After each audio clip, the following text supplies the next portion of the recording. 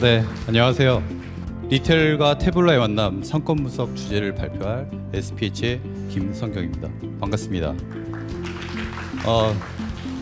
오늘 되게 뜻깊은 자리인 것 같긴 한데 여러분 상반기 잘 마무리하셨나요? 저는 개인적으로 목표한 것들을 이루고 한 것도 많아서 참 홀가분한 기분으로 좀 발표를 드릴 건데 여러분들도 그런 기분으로 저희 발표를 좀 들어주셨으면 고맙겠습니다. SPH는 참 회사 이름을 지을 때 참 잘 지었다는 얘기를 많이 들어요. 이제 SPH, 공간과 사람의 스토리를 기술로 풀어가는 기업입니다. 저희는 로케이션 인텔리전스의 제품과 서비스들을 그동안 B2B 고객들에게 제공해왔고 AI를 기반으로 데이터 컨설팅 과제들을 다수 수행했습니다. 이를 바탕으로 BI 영역으로 사업을 확장하고자 태블로 파트너십을 신청했고 선정되는 기쁨을 만끽하게 됐습니다. 저희가 해왔던 프로젝트들을 간단히 몇 가지 보여드릴 건데요. 대부분 지도 기반의 서비스들을 구축했고 이제 데이터를 수집해서 대시보드 하는 것들을 차트 라이브러리를 써서 개발을 주로 해왔던 회사예요. 이제 보여드리는 화면의 대부분들은 이제 항공기라든지 선박 그리고 차량 이런 데이터들을 이제 실시간 데이터들을 저희가 수집해서 모니터링하고 이제 그 데이터를 경영 정보와 믹스해서 대시보드를 구축해서 분석하는 이런 그 과제들을 많이 했습니다. 다음으로는 이제 데이터 분석 쪽인데 첫 번째 본 자료는 어디 제가 발표장을 갔더니 교수님이 저희 사례를 발표를 하고 계시더라고요. 이제 발표 이제 예시를 든 게 통계청 데이터와 통신사 데이터를 결합해서 잘 활용하고 있다. 이 정도 수준으로 발표를 드려가지고 이게 왜 기획했는지 좀 잠깐 설명을 드리면 이제 통계청에 갖고 있는 인구 정보들은 대부분 이제 전출입 데이터를 기초로 해가지고 이제 데이터를 모으고 있었고 통신사 데이터들은 이제 저희가 실시간적으로 데이터들을 이제 수집을 해서 실제 실거주 요건들을 만족시키는 인구수가 이 통계청 데이터랑 얼마큼 차이 나는지에 대한 분석이었고 전국적으로 평균적으로 한 7에서 8% 정도 차이가 있더라고요.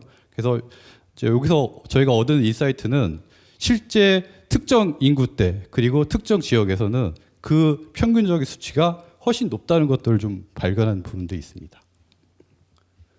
자, 리테일 산업의 변화와 상권 분석을 좀 말씀드릴 건데 이거 자료를 준비하다가 저희가 어떤 컨설팅 회사의 이제 리테일 4.0의 시대라는 이제 분석 보고서를 이제 저희가 좀 준비를 해봤는데 이제 이유는 간단해요. 이제 이 몇 년 전 데이터이기 때문에 이거와 지금 2022년 데이터가 잘 적용이 되고 있는지 한번 보고 싶었어요. 궁금하잖아요. 잘 맞췄는지. 그래서 이제 이분들 보고서의 주요 내용들은 이제 예를 들어서 타블로 같은 데이터 어널리틱스 그리고 인공지능, 로봇, IoT 이런 기술들이 유통 전반적인 밸류 체인에 어떻게 활용이 될 건지에 대해서 예측하는 내용들이었어요.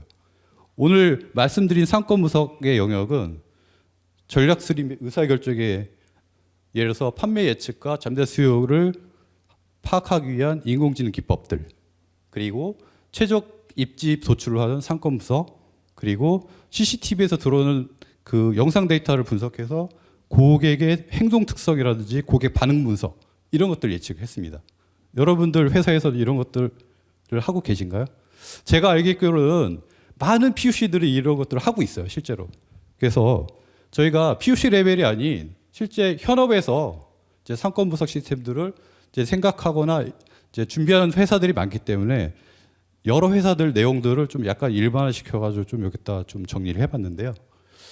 이제 저희가 이제 요건들을 분석하다 보니까 그것들을 요구사항을 C 레벨과 실무자 레벨로 좀 구분을 해봤어요. 이제 C 레벨의 요구사항들은 매장별로 상권별로 경험성가를 측정하고 싶어. 그리고 경영 정보를 적시 제공받고 싶어. 그리고 이제 경험치가 아닌 객관적 근거를 통해서 의사결정 기준을 마련하고 싶어. 라는 거죠. 이거 보면 아주 다 똑같아요. 어떤 회사라든지 다 똑같죠. 근데 저희는 실무잖아요. 실무 입장에서 보면 실제로 이런 다양한 보이스들이 있는 거죠. 이 실무자 딱 키워드 하나겠지만 사실은 이제 출점하는 담당 그리고 IT 부서 데이터 분석 여러 팀의 보이스들을 좀 담아봤습니다. 실제로 저희가 좀 하나하나 몇 가지만 좀 대표적인 것들만 살펴보면 실제 기업들을 가보시면 상권 분석을 하기 위한 데이터의 소스가 다양한 데이터 그 시스템에 이제 담겨져 있죠. 분석을 하기 위해서는 그 데이터들을 한 군데 모아야겠죠. 근데 물리적으로 이게 이제 퍼져 있다는 이런 의미보다는 그것도 중요한데 실제로 데이터 필드나 테이블들을 보시게 되면 그 작업을 하는데 상당히 어려움을 겪고 계실 겁니다. 이건 어느 회사나 똑같고 매출이 크든 작든 대부분 이런 문제점들을 갖고 있죠. 그리고 제가 이게 10년 전부터 얘기하는 시스템인데 이제 저희는 이제 권역 관리 시스템이라고 말씀드리는데 한 그 담당이 커버해야 될 매장의 수가 보통 수십 개 이르죠. 그리고 매장의 수는 줄거나 늘고 인원의 변경도 있죠. 그런 것들을 클 때마다 다 재배치를 하는데 그게 시스테매틱한 게 아니라 대부분 수기로 하고 계신 상황이 10년 전에도 그랬는데 지금도 변한 게 없더라고요. 그리고 점포 개발을 하시는 분들은 저는 약간 죄송한 말씀인데 그냥 사석에서는 이런 분들 풍수지리 하시는 분 아닌가? 라는 생각이 있을 정도로 이게 시스템화하기 되게 어려운 부분이라고 저는 생각을 해요.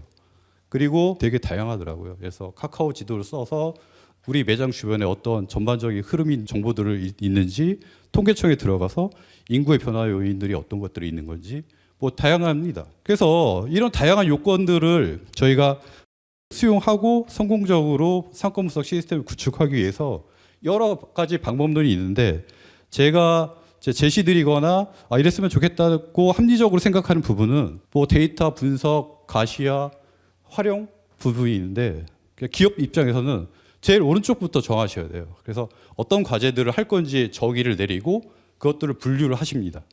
그래서 이제 이거는 되게 일반적인 내용이죠. 그래서 현황 분석하는 것들을 보면 이제 상권별, 점포별 매출 추이를 본다든지 뭐 고객 특성을 분석한다든지 이런 것들, 그리고 그 상권을 평가하고 관리하는 것들은 상권의 경쟁도를 분석하셔야겠죠.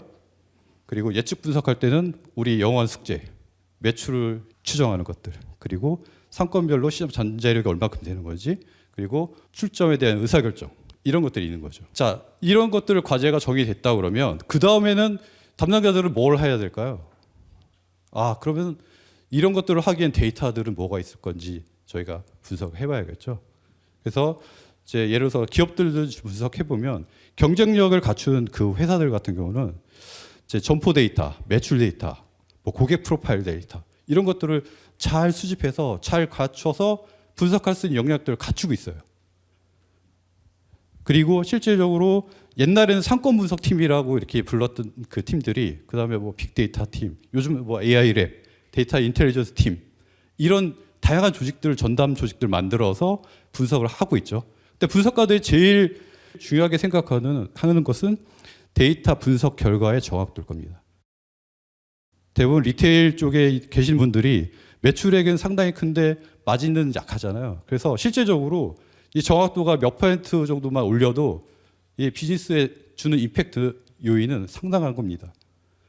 그래서 이분들이 정확도를 높이기 위해서 노력을 하는데 실제적으로 본인들 데이터만 가지고는 이게 그 정도 수준을 달성하기 힘들겠죠. 그래서 우리가 포착해야 될 시그널은 뭐냐면 외부 데이터를 이분들이 검토를 하고 이미 도입을 했거나 도입하고자 하는 분들이 상당히 많아지고 있어요. 그래서 어떤 데이터들이 필요하냐? 그러면 예를 들어서 카드 소비 데이터, 유동인구 데이터, 주요 업종 데이터, 대중교통 데이터, 토지 건축물 대장 데이터, 기타 등등 상당히 많죠.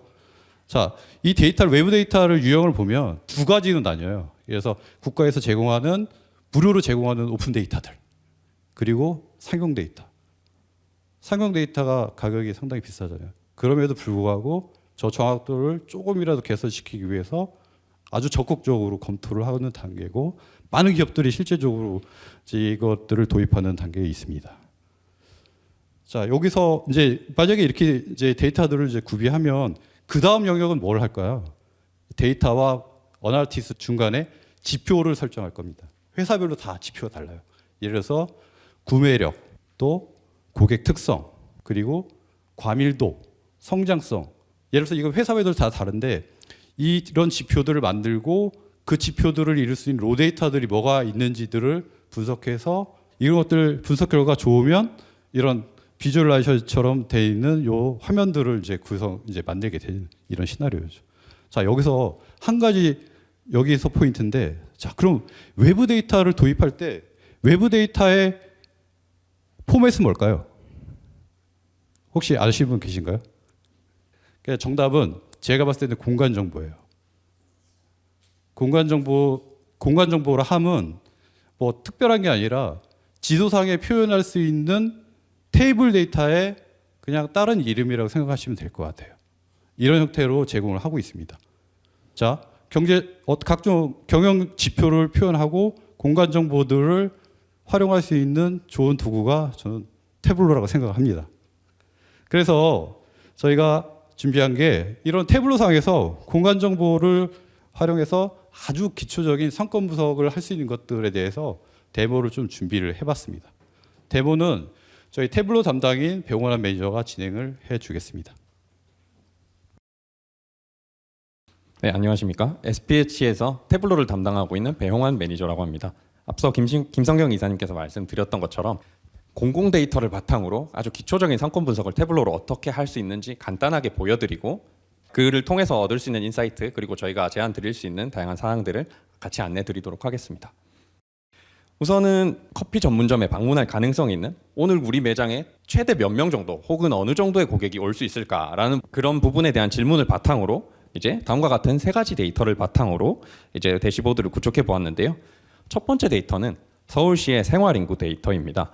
생활인구라 함은 단순히 거주인구나 유동인구가 아니라 특정 시점에 특정 지역에서 존재하고 있는 모든 인구 데이터를 말하는 것으로, 서울시 같은 경우에는 서울시와 KT가 공공 빅데이터와 이제 통신 데이터를 바탕으로 활용해서 집계한 데이터인데요. 저희는 이제 그 중에서도 커피 전문점을 방문할 가능성이 높은 20대, 50대의 인구 데이터를 선별해 보았습니다. 그리고 두 번째는 공간 데이터인데요. 집계구 경계 정보라는 데이터를 활용하였는데, 집계구라 함은 저희가 흔히들 알고 있는 뭐 우편번호나 행정구역 기준의 정보가 아니라 통계청에서 다양한 통계 정보를 제공하기 위해서 구축한 최소 단위의 경계 단위라고 보시면 되는데, 이러한 이제 집계구 경계 정보를 같이 데이터 레이어로 활용을 해보고자 하였습니다. 그리고 마지막 세 번째는 커피 전문점의 위치 정보, 위경도 데이터라고 하는데요. 보통 이제 좌표 데이터라고 보시면 될 것 같습니다. 이러한 데이터들을 실제로 태블로를 활용해서 어떤 식으로 구성을 하였고 대시보드가 만들어졌는지 간단하게 우선 보여드리도록 하겠습니다. 네, 첫 번째는 그 집계구 데이터를 먼저 공간 데이터 기준으로 바닥에 레이어를 올린 것인데요. 서울시에는 약 16,000개 이상의 집계구 데이터가 존재하고 있습니다. 그중에 보시면 지금 공백인 공간들이 많은데, 일부 집계구만 올라간 이유가 저희가 스크롤링을 해서 파악을 한 특정 커피 전문점의 점포 수의 점포 위치와 동심원 기준으로 100m부터 500m까지의 점포에 방문할 수 있는 잠재 고객이 존재하고 있는 집계구의 데이터들만 올렸기 때문에 일부 이제 지역은 빠진 이제 그런 집계구 레이어가 올라갔다라고 보시면 되겠고요. 이 집계구 레이어 안에는 앞서 말씀드린 생활 인구 데이터 정보까지 다 포함이 되어 있는 것을 알 수 있습니다. 그리고 두 번째 단계로 이렇게 올라간 집계구 데이터 위에 각 그 커피 전문점의 위치 정보들, 좌표 값들이 마찬가지로 이렇게 매핑이 되어서 올라갔고요. 세 번째 단계로 그러한 이제 점포 기준으로 봤을 때 점포를 중심점으로 해서 동심원, 지금 보이시는 화면은 300m 기준으로 이제 어느 정도의 그 영향력을 미치는지 그 정도를 확인할 수 있게 동심원 기준으로 이제 버퍼 포인트를 설정한 화면이라고 보시면 되고요. 이렇게 세 가지 단계를 통해서 이제 지도를 구성을 하였고, 그것을 이제 태블로를 바탕으로 직접 인터랙티브하게 어느 정도의 고객이 방문을 할 수 있을 것인가 확인할 수 있는 대시보드를 구성해 보았습니다. 네, 실제 태블로 화면이고요. 일단은 대시보드를 실제로 보기 전에 말씀드린 데이터들이 어떻게 구성되어 있는지 간단하게 한번 살펴보겠습니다. 시도, 시군구 이런 텍스트 데이터뿐만이 아니라 집계구는 지금 보시면 종류가 폴리곤으로 되어 있는데요. 이것이 이제 앞서 김 이사님께서 말씀을 주셨던 이제 공간 데이터의 유형이라고 보시면 되고요. 생활 인구 데이터 마찬가지로 숫자로 들어가 있고, 매장 점포명 코드 뭐 이런 부분들 지역 정보 들어가 있고, 위치 정보, 위경도 정보, 이것도 공간 정보 같은 경우에는 포인트 데이터로 그 특정한 지점을 가리키는 포인트 데이터로서 역할을 하고 있기 때문에 포인트로 분류가 되어 있다는 것을 알 수 있고요. 이것이 이제 태블로라는 툴이 가진 이제 공간 데이터를 특별한 이제 개발이나 이런 구체적인 세부 기능들을 좀 심화를 하게 된다면 많은 개발이 필요하겠지만, 어느 정도 이제 기본적으로 사용자들이 실무자들이 활용할 수 있다라는 측면에서 태블로의 데이터 활용성 관점을 보여주는 이제 그 화면이라고 보시면 될 것 같고요. 대시보드로 넘어가 보겠습니다. 보여드렸던 화면을 그대로 바로 인터랙티브하게 동작할 수 있는 대시보드인데요. 태블로로 바로 구현을 한 것이고요. 지금 보시는 것과 같이 지금은 동심원 기준이 300m로 볼 수가 있는데 이것을 이제 100m 기준으로 줄이게 되면 이제 아무래도 동심원이 작아지면서 더 많은 집계구들의 위치라든지 보시면 지점의 위치가 나오고 그 지점에 성동구, 사근동 같은 경우에는 생활 인구가 지금 10만 명이 약간 넘게 있네요. 이렇게 각각의 그 점포 인근에 있는 점포에서 확인할 수 있는 이제 이런 공운이 예상되는 이제 인원들까지 확인을 할 수가 있고요. 이것을 이제 동심원 기준으로 300, 500을 나누게 되면 500으로 조정을 하면 마찬가지로 해당 점포에 방문할 가능성이 있는 집계구들의 인원수들이 더 확실하게 넓게 펼쳐져서 볼 수 있는 것을 알 수 있습니다. 그리고 이제 오버뷰 관점에서 다시 말씀을 드리자면 전체 지금 100m 반경으로 봤을 때는 1위부터 10위까지 총 생활 인구가 가장 많은 점포 수들을 이제 내림차순으로 정렬을 한 것인데요. 1위가 여의도 IFC, 10위가 이제 더 현대 서울이라는 것을 확인할 수가 있고 태블로 같은 경우에는 인터랙티브하게 데이터들이 반영이 되는 이제 필터링 기능이 지원이 되다 보니 이제 300m 기준으로는 여의도가 아니라 무교동이 1위라는 것을 알 수가 있고요. 마찬가지로 500m일 경우에는 이제 프레스 센터점이라는 부분 이렇게 이제 바로바로 변화들을 확인할 수가 있는 부분이 좀 특징이라고 할 수 있고요. 이제는 조금 더 자세하게 특정 구에 대한 정보들을 한번 살펴보도록 해보겠습니다. 강남구로 넘어왔는데요. 강남구 같은 경우에는 굉장히 촘촘하게 많은 점포들이 있는 것을 알 수 있는데요. 한 지점, 예를 들어서 포이 지점을 한번 보도록 하겠습니다. 포이 지점 같은 경우에는 300m일 때 생활인구 26만 명이죠. 26만 명이고 보이는 것과 같이 지금 양재 2동 같은 경우에는 생활인구가 2만 4천여 명인데요. 이렇게 각 점포에 걸쳐 있는 방문할 가능성이 있는 것으로 예상되는 인구 수들을 생활 인구 수들을 다 확인을 할 수가 있고요. 이것을 이제 더 작게 100m 단위로 쪼개게 되면 이제 9만 4천 명 더 줄어들었고 집계구 같은 경우에도 생활 인구가 상주하는 집계구의 영역도 더 줄어든 것을 알 수 있습니다. 500m로 늘리게 되면 당연히 더 늘어나겠죠. 이렇게 즉각적인 반응과 그리고 공간 데이터들을 바로 조회할 수 있는 점이 지금까지 이제 살펴본 태블로로서 이제 기초적인 상권 분석을 할 수 있는 기능이라고 보시면 될 것 같고요.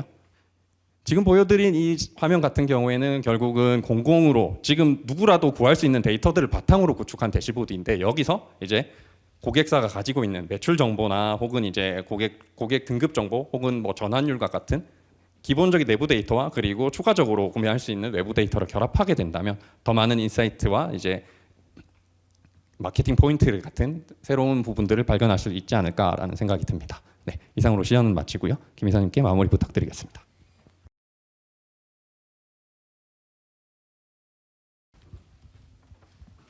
감사합니다. 자, 이제 제가 요 장표를 마무리하고 좀 같이 생각해보는 시간을 좀 가지고 싶어서 이 자료를 좀 준비했습니다. 이제 저희가 대한민국 특성상 교육 특성이죠. 교육 특성상 저희들은 이제 질문을 받고 열심히 고민해서 답을 하거나 문제를 푸는 거에 대해서 상당히 익숙해지잖아요. 근데 앞으로는 제 생각에는 역으로 질문을 잘 던지는 것들이 핵심 요소라고 생각을 해요. 그래서 이게 저는 이제 리테일 쪽에 적용할 수 있는 질문의 프레임워크라고 좀 생각을 하는데 이제 예를 들어서 이런 겁니다. X축은 이제 우리 회사의 정보와 현황 수준인 것 같아요.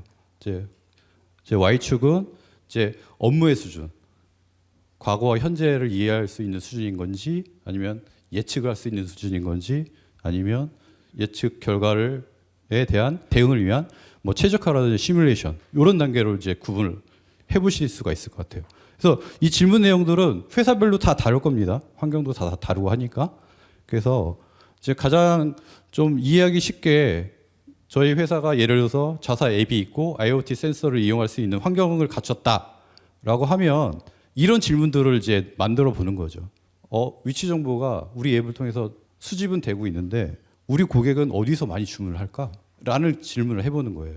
다음 단계 예측 단계에서는 근데 주문을 하고 있는데 우리 매장에 출점이 안 돼 있네? 리스트업을 하면 출점에 대한 리스트업들이 쭉 자연스럽게 생기겠죠. 앞서 말씀드리는 그럼 그 매장이 속해 있는 상권의 마켓 포텐셜이 얼마큼 되는지 이런 것들 예측을 할 수 있잖아요. 그러면 출점의 우선순위가 다 다르겠죠. 물론 뭐 실제적으로 매장을 이제 출점하는 요건들은 상당히 다양하기 때문에 환경 이제 케이스 바이 케이스이겠지만 저희가 최소한의 우선순위를 도출할 수 있는 거죠. 다르게 응용을 한다 그러면 우리 아마존고나 이마트, 스마트 스토어 같은 서비스들을 좀 연상해 보시면 이런 것들도 있을 것 같아요. 지도 데이터를 가지고 데이터 분석하는 것들은 어떤 매크로한 뷰를 본다 그러면 이런 카메라, 영상 데이터들을 분석을 하게 되면 실제로 매장 안에 들어오시는 분들의 이제 헤드 카운트, 몇 명이 방문하시는지, 그리고 남자, 여자, 그리고 연령대 이런 것들도 인공지능에서 실제적으로 기술적인 요건들은 다 구비가 되어 있습니다. 실제적으로. 그래서 이런 것들을 해보면 실제로 우리가 이제 소규모 매장 단위에서는 이제 상품에 대한 디스플레이 정보들을 뭐 배치를 바꾼다든지 이런 것들을 해볼 수 있고요. 이 롯데와 같이 이런 큰 몰 같은 경우는 실제로 어떤 매장을 위치를 이렇게 변경시킨다든지 특정 매장 같은 것들은 사이즈를 작게 크게 변경할 수 있겠죠. 이런 것들을 하기 위해서 저희가 간단히 예시를 들여서 봤으니까 오늘 말씀드린 내용 가지고 여러분들도 회사에 돌아가셔서 이런 것들 좀 해보셨으면 참 좋겠어요. 이제 저희가 이런 질문지에 대해서 답변을 드릴 수 있는 최적의 회사는 아니겠지만 타블로 같이 이런 것들에 도움을 줄 수 있으면 참 고맙겠고요. 오늘 그 발표 내용 중에 궁금하신 사항도 있으실 것 같고 실제로 이런 것들의 뭐 사실 디테일하게 보면 해결해야 할 것들이 상당히 많아요. 예를 들어서 아까 외부 데이터를 말씀드리긴 했는데 그러면 공개로 받을 수 있는 데이터가 어디 다 있어? 출처를 궁금하시는 상당히 많더라고요. 그리고 유동인구 데이터라든지 이런 이제 상용 데이터를 공급하는 회사들은 몇 군데가 있는데 그 데이터의 특성은 어떤 차이가 있는지, 그리고 지도 기반의 이런 상권 분석 시스템을 구축할 때 데이터 아키텍처를 어떻게 가져가면 좀 더 빠르게 제공할 수 있는지 아주 다양한 케이스들이 있기 때문에 저희 요 메일로 혹시라도 궁금하신 분들은 연락을 주세요. 아주 사소한 질문도 상관없습니다. 그리고 저희 전혀 귀찮지 않으니까 저희 담당자가 좀 전에 발표해 주신 배우원맨이니까 저분이 답변을 주실 겁니다. 네, 경청해 주셔서 감사합니다.